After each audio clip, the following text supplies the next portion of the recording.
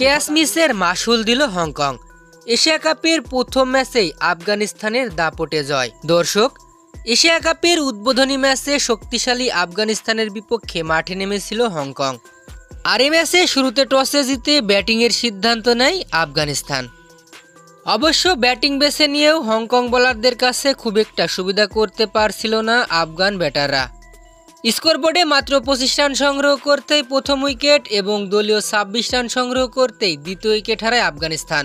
অর্থাৎ পরপর দুটি উইকেট হারিয়ে চাপের মুখে চলে যায় আফগানরা। 10 ওভারে 3 উইকেট হারিয়ে আফগানদের সংগ্রহ মাত্র 77 রান। তবে এখান থেকেও ক্যাচ মিসের মাসুল গুনতে হয়েছে হংকং খেলোয়াড়দের। আজমতুল্লাহ ওমরজাই ও সাদিকুল্লাহ এটালের সহজ ক্যাচ মিস করে উল্টো চাপের মুখে চলে যায় হংকং। আজমতুল্লাহ ওমরজাইয়ের ব্যাট থেকে আসে 21 বলে 53 রানের এক বিধ্বংসী ইনিংস। আর শেষ পর্যন্ত ব্যাটিং তাণ্ডব চালিয়ে 73 রানের অপরাজিত এক ইনিংস খেলেন সাদিকুল্লাহ।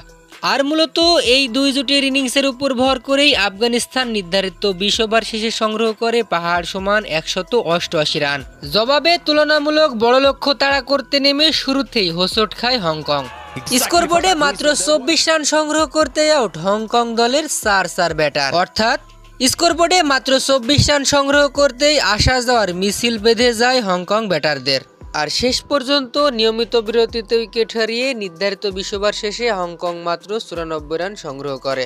আর সেই সাথে পাহাড় সমান 94 রানের বিশাল ব্যবধানে ম্যাচটি জিতে নেয় আফগানিস্তান।